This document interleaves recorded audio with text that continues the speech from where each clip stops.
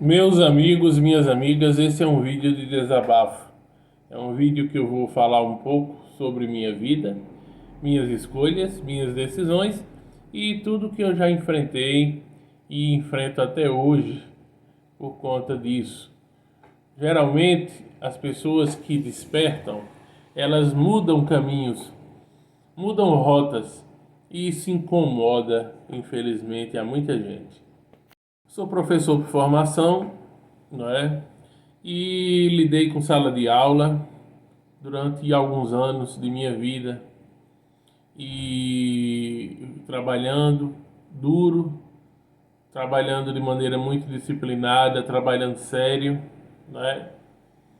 É, Professor efetivo, concursado da rede pública de ensino, tendo alunos de sexto a nono ano, né? Imagina aquele sexto ano depois do recreio, os meninos todos suados, correndo, fazendo barulho, não é?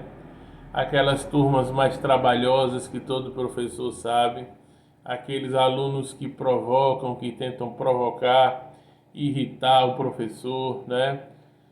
Aqueles que tentam bater de frente com o professor. Pois é, minha mãe foi professora e às vezes ela me levava para assistir algumas aulas dela. Eu era adolescente e eu via, ela tinha toda uma grande postura de educadora, uma presença muito grande, né, um domínio de sala, como se fala.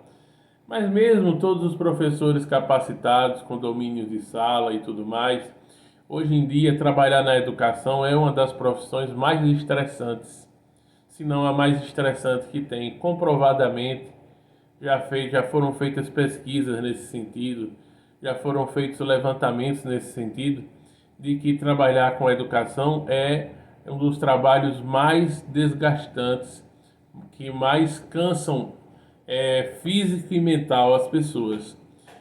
Mentalmente, por toda a carga de estresse envolvido, e fisicamente também, porque o professor hoje em dia sai de uma sala, vai para outra, às vezes está em escolas verticais. Eu já trabalhei em escolas verticais com 5 andares, 4, 5 andares. Você sobe escada, desce escada. A primeira aula é numa turma lá embaixo, a segunda aula é lá em cima, a terceira aula lá embaixo, a terceira aula, a quarta. Você acaba fazendo um exercício físico também, não é? E o problema maior não é nem esse, mas é o próprio estresse que acontece no dia a dia, quando você é irritado, é provocado. Muitos alunos com falta de educação doméstica, as próprias condições de insalubridade, as condições de trabalho, o sistema que é muito bruto, né? O governo, quando se trata de uma escola pública, do governo público, as condições de trabalho, muitas vezes o salário não digno, muitas vezes as perseguições que existem. Existem perseguições e eu fui vítima de perseguições, mesmo sendo um professor concursado, mesmo sendo um professor efetivo. Eu fui vítima de assédio moral e de perseguição durante alguns anos de minha profissão. Então isso foi um tormento muito grande e isso mexeu, claro, emocionalmente, psicologicamente comigo, que eu já vinha de fatos pessoais muito fortes, como o desencarne da minha mãe, um primeiro divórcio onde eu recebi um golpe financeiro muito grande, um baque material muito grande, também se transformando num golpe emocional, psicológico. Então, foi uma série de questões que aconteceram quase que simultâneas. Desencarne de minha mãe depois de 2 anos de sofrimento com câncer, depois um divórcio, que é uma situação que eu fui vítima de um golpe, e depois é, a sala de aula, né? Um período de você enfrentar a sala de aula, e toda a carga da sala de aula, onde você tem gestores escolares muitas vezes desumanos, que esquecem que são todos na origem, todos são professores, gestores são professores, secretário de educação, secretária de educação, adjunto ou qualquer cargo que se ocupe na educação, são cargos geralmente ocupados por professores de ofício, por professores de formação, mas essas pessoas esquecem que na realidade são de sala de aula, são professores e sobem, né, a arrogância, a prepotência e querem muitas vezes prejudicar os outros e, enfim, tornar condições ditatoriais de trabalho.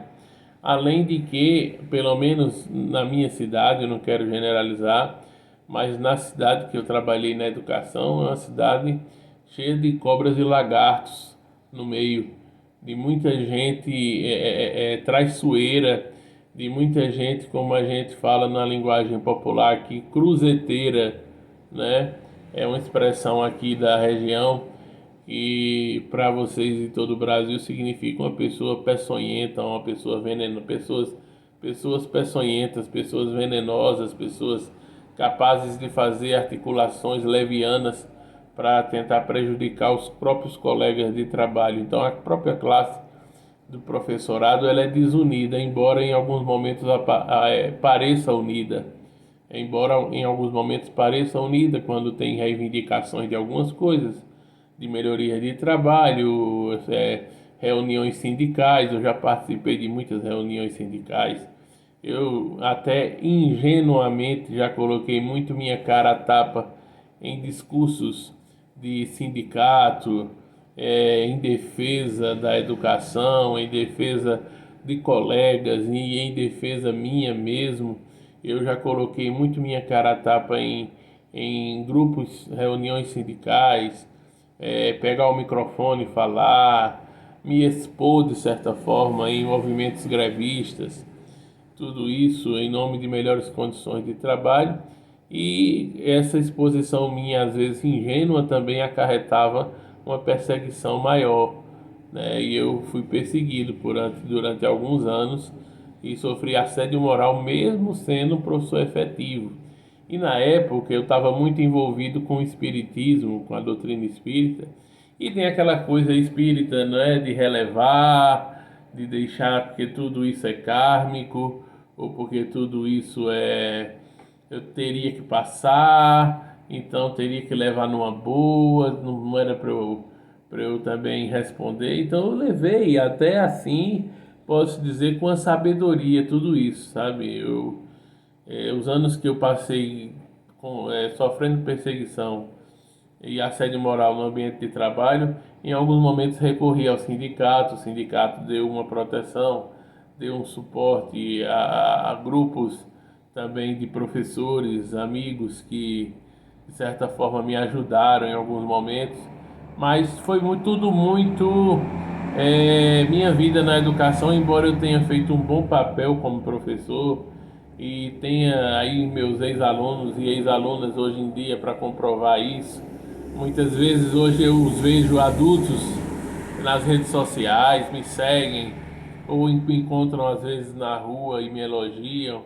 Eu deixei o meu legado como professor, dei a minha contribuição como professor, mas passei por poucas e boas, porque convivi sempre em ambientes muito tóxicos, em ambientes de muita toxicidade, em ambientes onde eu fui perseguido, onde eu sofri assédio moral. Eu me lembro num período que eu trabalhei numa escola onde a gestora me perseguia e tentava me prejudicar, sabendo que eu estava com a mãe com câncer em tratamento terminal e que eu estava com a cabeça, estava sem cabeça, né? E ela queria me prejudicar mesmo assim. E na época eu ainda estava noivo, então era toda uma preparação para um casamento. A mãe com câncer terminal e eu sendo perseguido no ambiente da escola. Então isso foi uma coisa muito forte que aconteceu comigo. E eu estou relatando isso aqui para vocês. O canal fala de espiritualidade livre. O assunto aqui propriamente não é de espiritualidade, mas também passa a ser, porque no fundo tudo é espiritual. E aí é onde eu vou chegar daqui a pouco para a gente fazer uma reflexão sobre isso. tentando resumir ao máximo aqui essa história, porque é um canal que também serve para que eu possa explorar algumas vivências, algumas experiências minhas, falar um pouco, inclusive desabafar. Também é um canal que aqui eu posso ajudar pessoas e também até ser ajudado por vocês, humildemente ser ajudado por vocês também, com conforto, palavras amigas, com apoio, né? E também para que vocês conheçam um pouco de minha história também, e os porquês e os paraquês das coisas, né?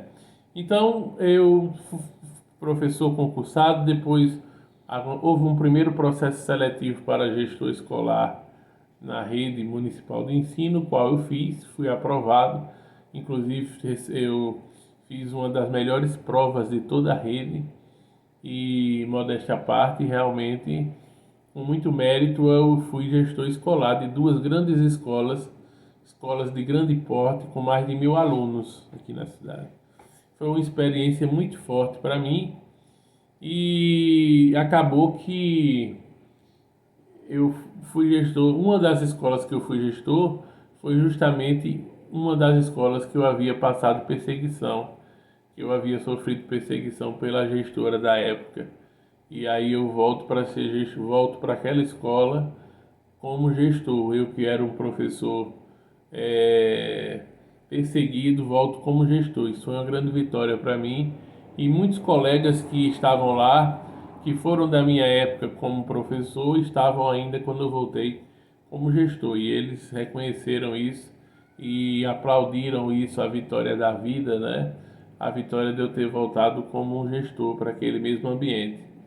Tudo bem, e fiz um trabalho muito digno, onde na época não me deram material humano devido, não me deram, porque toda escola, é claro que o gestor não pode resolver tudo sozinho, né?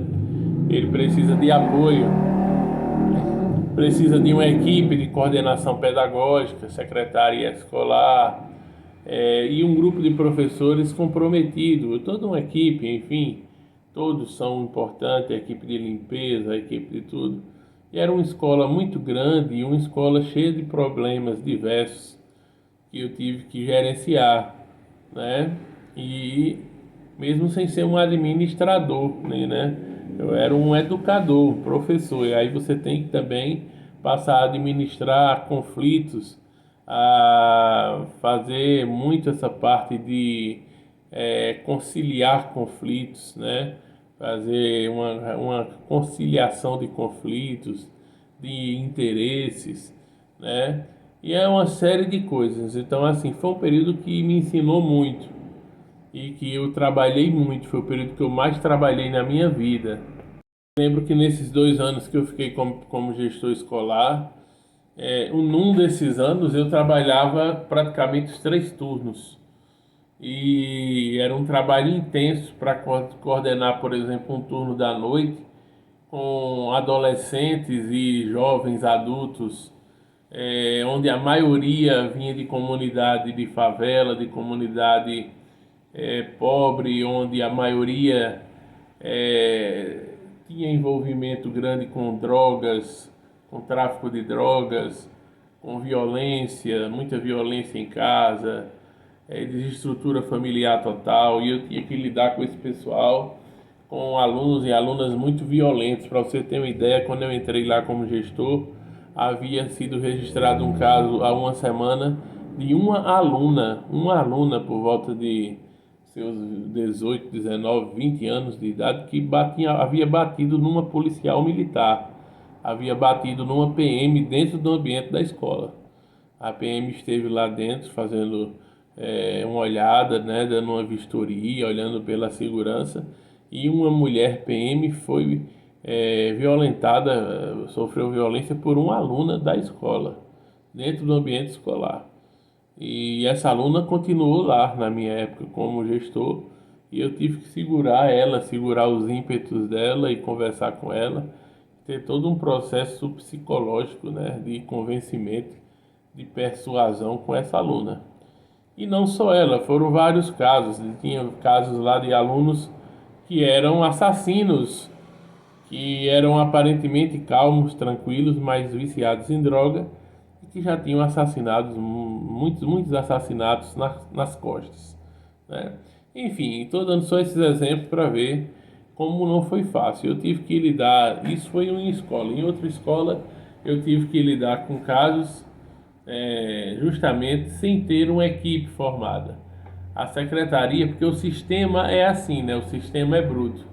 O sistema não te dá apoio, não dá suporte a você enquanto gestor na tua escola, não dá pessoas capacitadas, competentes e pessoas que possam formar uma boa equipe para te ajudar, porque o gestor sozinho ele não é capaz de fazer tudo, ninguém sozinho é capaz de fazer tudo ou muita coisa, né? Então, boicotaram a minha gestão, boicotaram a minha gestão. Já não bastasse o período que eu fui professor perseguido e recebendo assédio moral, eu senti um boicote à minha gestão, ou seja, não faltava professores, não mandavam professores, era uma dificuldade com a questão do professorado, além de se ter um professorado já historicamente difícil e complicado naquela escola, um professorado onde a maioria era era de Recife, era de outra cidade, e viajava de outra cidade para vir para cá, e eram muito articulados entre eles, inclusive para muitas vezes combinar faltas, não vindas ao trabalho, e todos os tipos de esquemas e marmotas, todos os tipos de malandragem possível, porque havia um grupo realmente muito difícil naquela escola. Era uma das escolas, sem dúvida alguma, que havia um grupo de professores, é, não todos, mas uma grande parte, sem o devido comprometimento com a escola, com a profissão, tudo isso. Além de tudo isso, também não foi me dado material humano preciso, uma equipe para trabalhar. E eu fiquei muito tempo sozinho, a maior parte do ano sozinho. Mesmo assim, eu fiz um bom trabalho e, resumindo a história, eu depois cansei e entreguei. Eu resolvi sair da educação. Por quê? Porque eu via que era um ambiente de cobras e lagartos, onde eu fui apunhalado pelas costas muitas vezes, onde eu recebi muitas apunhaladas pelas costas de pessoas que se faziam de boas e amigas na sua frente, onde muitas vezes queriam me ferrar, literalmente. A própria Secretaria de Educação não me deu suporte enquanto gestor, pelo contrário, tinha algumas pessoas de lá que era muito nítido e perceptível que elas queriam ferrar a minha gestão, queriam me prejudicar. E não foi só uma ou duas vezes que tentaram isso. Primeiro, não mandando para lá as pessoas que deveriam, é, demorando a resolver problemas que a escola precisava e que eu pedia, uma reforma também que estava havendo lá de pintura, uma reforma que prejudicava o andamento das aulas, um cheiro de tinta muito forte, prejudicando os alunos, adoecendo doenças respiratórias dos alunos, atrapalhando os professores, com uma insalubridade no local de trabalho, respiração, cheiro de tinta. Você fazer uma reforma numa escola tendo aula dentro da escola, em responsabilidade total que era do governo, né? Então, uma série de fatores, né? E aqui eu estou resumindo tudo. Então, me fizeram deixar. Eu entreguei. Eu entreguei, saí da educação, entreguei inclusive sendo um professor efetivo, professor concursado, e perdi a minha estabilidade financeira. Mas eu entreguei com gosto. Entreguei porque eu sabia que tinha feito tudo que eu podia, mas que eu estava malhando em ferro frio. Eu era uma andorinha só, num local que não fazia verão e que o sistema era muito bruto. e na realidade o ambiente da educação, não vou dizer em todos os lugares, mas aqui na minha cidade, é um ambiente extremamente tóxico, é um ambiente adoecedor, é um ambiente que adoece de pessoas maléficas, pessoas cruéis, pessoas perseguidoras, pessoas capazes de inventar inverdades sobre você, de armar factoides, situações para tentar prejudicar você, sua reputação como professor. Eu me lembro que na época aqui existia aqueles relatórios que as pessoas faziam sobre o profissional, relatórios esses que na época não eram mostrados ao professor, não eram mostrados, e as pessoas lá, gestores, coordenadores e etc., colocavam o que queriam e colocavam muitas inverdades, colocavam muitas mentiras sobre a conduta do profissional, sobre a conduta do professor. E esses relatórios ficavam lá na Secretaria de Educação amontoados. Vários relatórios desses ficavam lá amontoados, trazendo muitas inverdades sobre a vida profissional da pessoa. E a pessoa muitas vezes nem sabia que existia esse relatório, nem sabia que existia um dossiê, na realidade, contra a pessoa, feito por maldade, por pessoas que inventaram, porque as pessoas que estão em seus cargos para fazer isso, elas podem muito bem fazer uma coisa com a lisura, dentro de uma verdade do que é o profissional, e podem também denegrir, podem fazer, colocar o que quiserem, tentando prejudicar a pessoa. Naquele momento não existia essa lei de acesso à informação de todas as documentações, de todas as coisas, e passava muitas vezes batido, e as pessoas colocavam o que queriam nos documentos, em verdades que viravam verdades, né? Então se criavam, me prejudicaram muito nesse sentido. E foram coisas assim absurdas, realmente. Enfim, eu, mesmo sendo efetivo, concursado, tendo essa tranquilidade, passei por muitos aperreios, como se diz aqui no Nordeste. Fui muito perseguido, recebi assédio moral direto de uma secretária de educação durante 2 anos, que parecia que com certeza essa mulher estava obsediada, estava sob influências malignas, espirituais muito fortes, tanto que ela esquecia praticamente de cuidar, de gerir a educação da cidade. Parecia que o objetivo dela enquanto secretária de educação, na realidade ela era adjunta, mas que na prática ela é que resolvia as coisas, que era a secretária de fato, né? Ela parecia que não tinha projetos nem nada para fazer para a educação da cidade. Parecia que ela amanhecia e o dia dela era todo para tentar me ferrar, me prejudicar. A meta dela enquanto secretária de educação não era cuidar da educação da cidade, era ferrar o professor Kardec. E assim ela tentou várias vezes me ferrar, tentou várias vezes me prejudicar e me perseguia diariamente. Queria saber dos meus passos, onde eu estou, o que é que eu fazia. Realmente algo assim muito forte, que na época eu tive que suportar essa prova, suportei essa situação aí de maneira muito forte e suportei muito pela ajuda da própria espiritualidade e pela ajuda da época que eu estava envolvido com o Centro Espírita. Eu era presidente do Centro Espírita e, logicamente, tinha a minha ajuda espiritual e tinha ali também o meu conjunto de crenças que naquela época me fazia relevar, não bater de frente, que eu poderia ter batido, e muitas vezes até nem me defender, como eu poderia ter me defendido melhor.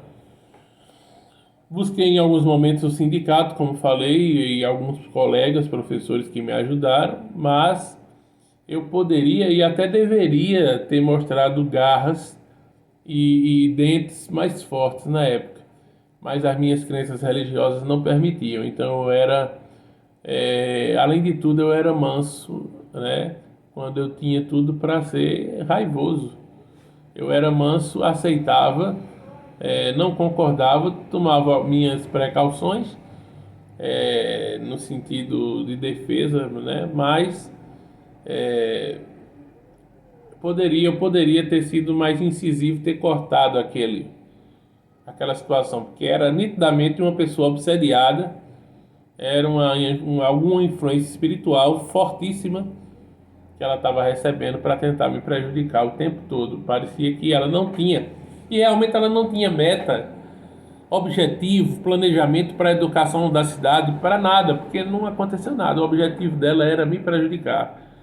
Juntou ela com uma gestora escolar e elas queriam tirar meu sossego, minha paz, meu juízo, né? Enfim, eu passei por poucas e boas, tá? Quando eu fui pedir minha exoneração, eu pedi até no dia do meu aniversário. Pedi em 7 de agosto de 2019. Que pela o tarô, a numerologia, eu vim saber depois que era o meu ano 9, que era o meu ano de tomar decisões, rupturas, de encerramento de ciclos, né? E realmente ali eu fui, havia uma energia maior que me dominou para encerrar aquele ciclo. No momento, eu estava com um dinheiro em mãos que poderia ir me mantendo, e eu tinha planos, tinha projetos que me davam uma segurança, e eu pedi a minha exoneração e entreguei o cargo, coisa que eu tive coragem de fazer, o que muita gente não faz e não fez. Muita gente passa a vida inteira trabalhando, se queixando, reclamando, mas não tem coragem de pedir exoneração, não tem coragem de chutar o balde, não tem coragem de mudar de profissão, não tem coragem de mudar a sua vida. Então, por isso que eu estou trazendo esse relato aqui para vocês, porque até hoje tem pessoas aí no mundo da educação aqui que trabalham todo dia com má vontade, trabalham chateados, trabalham reclamando de tudo, trabalham não dando o seu máximo, certo? Eu sou um cara que eu nunca cheguei atrasado no trabalho, pelo contrário, eu chegava antes. Todo dia, se a aula era 13 horas, eu chegava 12h30. Já teve um período que eu trabalhei no Projovem Urbano. As aulas só começavam de fato às 19 horas, mas às 17 horas todo dia eu estava lá. Por quê? Porque segundo o previsto lá no Projovem, era para o professor às 17 horas já estar no recinto escolar. E eu seguia aquilo à risca, britanicamente, enquanto a maioria dos colegas não seguia. Quer dizer, eu ficava até como besta, como otário, né, na história. Mas eu fazia aquilo pela minha consciência e por saber que eu sempre fui muito disciplinado com horário, né? Chegava sempre antes, nunca fui um professor que atrasei. Em alguns momentos precisei faltar por motivos de doença, por motivos de necessidade maior, e justamente por a cabeça estar sendo muito pressionada, em alguns momentos, né? E por estar passando às vezes por problemas familiares, pessoais, e ainda sofrer muita pressão no ambiente de trabalho. Enfim, não foi fácil, mas o que eu quero dizer com isso é que eu tive coragem para tomar a decisão e entregar e perder a minha estabilidade financeira. E aí foi que veio a grande período de despertar espiritual e de vir voltar para me jogar diretamente no trabalho da espiritualidade, me voltar para o trabalho espiritual, o qual estou até hoje. Não vou dizer a você que a gente não passa por dificuldades financeiras, passa. Já passei até mais e passo por dificuldades financeiras. Eu não sou rico, não sou milionário, a gente passa por dificuldades. E, e hoje em dia o meu trabalho é aqui no canal com vocês, e também eu sou terapeuta, sou hipnoterapeuta, né? Sou psicanalista e sou também um mentor, orientador mediúnico que posso ajudar você. Então, por isso mesmo, aqui abaixo do vídeo eu vou deixar o meu contato profissional para quem quiser me ter como terapeuta online. Eu atendo como psicanalista online, também como mentor, orientador mediúnico. Eu estou querendo trazer o meu relato para mostrar que eu continuo trabalhando e que existem várias formas de trabalhar. ninguém é obrigado a trabalhar só de um jeito, como se via no passado, que as pessoas acham, e as pessoas mais antigas acham que trabalhar é só se for de um jeito. As pessoas não valorizam o ócio criativo, o ócio produtivo, não entendem que o corpo e a mente precisam de descanso e acham que a pessoa tem que se submeter a tudo e ficar trabalhando até envelhecer dentro de um sistema bruto, de uma matrix que nós estamos, passando por tudo, sofrendo tudo e aceitando tudo calado. E eu saí em nome da minha vida, em nome da proteção da minha saúde mental, da minha limpeza mental, da minha saúde espiritual e da minha transformação consciencial, da minha expansão consciencial. Eu expandi a consciência e por isso eu deixei o meu trabalho por uma expansão de consciência, por entender que o trabalho estava me fazendo mal, que havia um nível de toxicidade enorme, muito grande, que as pessoas eram extremamente tóxicas, que havia muita falsidade entre os próprios colegas, muita trairagem, né? Eu fui apunhalado pelas costas e passei por tudo isso que eu já falei aqui no vídeo. E olha que eu estou resumindo tudo, mesmo assim o vídeo já deu meia hora, por isso eu vou encerrar. Mas eu quero dizer a vocês, o objetivo de trazer esse vídeo, trazer um relato pessoal, de que eu entreguei tudo, deixei tudo, é aquela história, larguei tudo, é que muitas vezes isso pode parecer loucura para a sociedade, pode parecer loucura para as pessoas que vivem só com a cabeça na terceira dimensão, focalizados no capitalismo, no materialismo exacerbado. As pessoas só pensam em dinheiro, só pensam nos poderes da vida material aqui, da vida terrena, né? E aí, logicamente, essas pessoas não compreendem pessoas que têm atitudes disruptivas, pessoas que não seguem o rebanho, pessoas que fazem diferente. Então, é importante que você seja um livre pensador, seja uma livre pensadora, exerça o seu pensamento crítico e tenha coragem, porque uma das coisas que engrandece o homem, e aqui eu digo homem, a mulher, claro, uma das coisas que nos engrandece é a coragem na vida. É você ter coragem para mudar e você ter coragem para tomar algumas decisões na vida que são decisões fortes, mas que é preciso ser muito homem, ser muita mulher, é preciso ser uma pessoa que tenha realmente energia e coragem, que tenha personalidade para tomar, porque se não tiver personalidade, vai passar uma vida toda, muitas vezes sofrendo, seja em qual profissão seja, em qual trabalho seja, sofrendo humilhações, perseguições, assédio moral, todos os tipos de problemas em nome só do seu salário, né? Mas o seu salário não vai dar a sua paz. E tudo aquilo que tira sua paz é muito caro, não é? Tudo aquilo que custa sua paz é um preço enorme que não vale a pena ser pago. Então, se está tirando sua paz, está custando caro demais. Infelizmente, eu fui muito julgado, muito condenado por familiares e por aqueles que se diziam amigos e por muitos colegas de trabalho que não entenderam, né, o fato de eu ter entregue a minha estabilidade financeira, porque vivem mergulhados nesse sistema. Pessoas que não conseguem olhar o mundo além do horizonte, não conseguem ver a vida por outros prismas, por outros olhares. Pessoas que não conseguem ver a vida além muros. Pessoas que não conseguem perceber que a pessoa tem a opção de trabalhar sobre várias formas. Existem várias formas de trabalho. E existem formas de trabalho autônomo, onde você não tem uma estabilidade, mas você pode adquirir também a sua, não só sobrevivência, mas a sua prosperidade também, trabalhando de formas diferentes e com a mesma dignidade e com paz, com sossego. Então foi isso que eu busquei. Eu busquei estudar, estudei hipnoterapia, estudei psicanálise para poder me formar, para poder exercer. E hoje em dia posso fazer, atender online todo o Brasil e atender pessoas. Então, eu continuo trabalhando, só que de uma maneira diferente.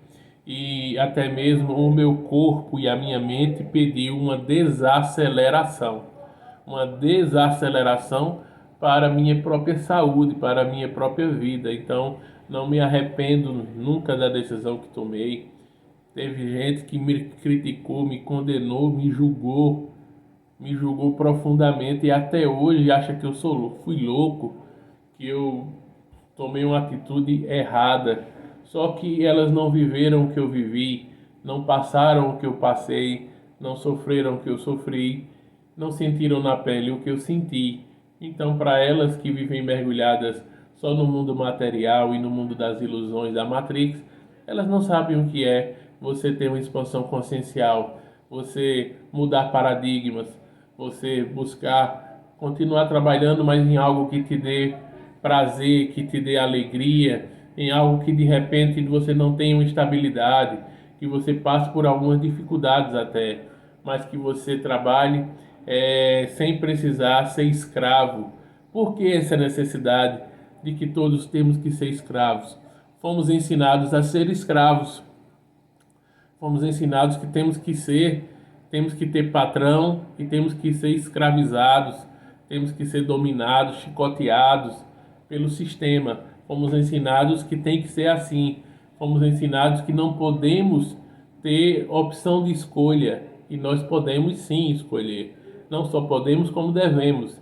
Então, que fique essa lição nesse vídeo para você que muitas vezes está indeciso, indecisa, com medo de tomar decisões e todo dia estando num ambiente de trabalho adoecedor, tóxico, está te adoecendo, está te acabando, está te deixando estressada, estressado, com muita preocupação, ansiedade e o salário não compensa. O salário é só para a tua sobrevivência e no outro dia você tem que estar lá de novo e passando pelas mesmas situações todos os dias e prejudicando principalmente a tua saúde mental. Então, cuida da tua saúde mental, cuida da tua saúde psicológica, da tua saúde emocional e da saúde física, porque tudo é psicomatizado, né? Então, é muito importante isso. Então, eu mudei minha vida para ser um grande livre pensador e hoje estou aqui com esse canal, o que me orgulha muito que o canal vem crescendo e eu preciso que você me ajude deixando o like, eu preciso que você me ajude se inscrevendo no canal, comentando, interagindo comigo, compartilhando os vídeos.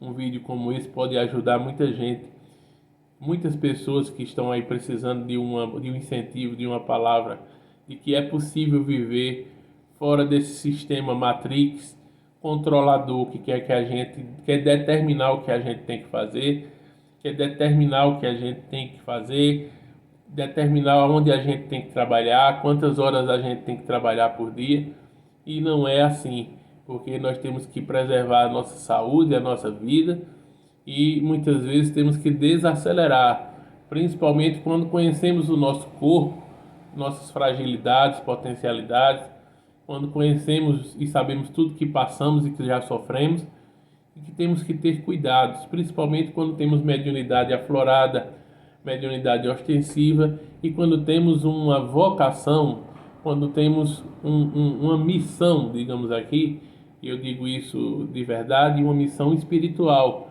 quando temos uma missão de ser um facilitador de consciências, quando temos uma missão de se jogar na espiritualidade, de se jogar na espiritualidade. E aí, por isso mesmo, também todos os trabalhos que eu for fazer que envolvam espiritualidade, eu também vou precisar e merecer também o dinheiro, porque o dinheiro é também energia, tudo é espiritual, é uma energia ali condensada, né, materializada. Então, as pessoas criticam muitas vezes as pessoas que trabalham com espiritualidade, que cobram, mas precisam compreender isso.